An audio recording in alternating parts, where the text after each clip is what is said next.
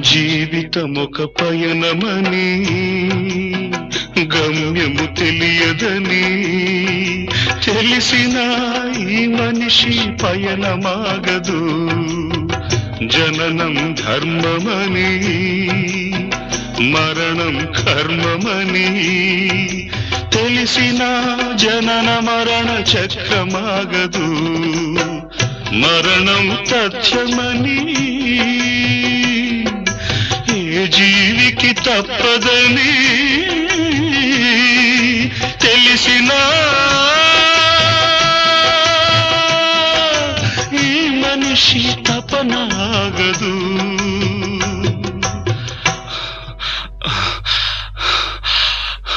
ఈ బ్రతుకు తపనాగదు.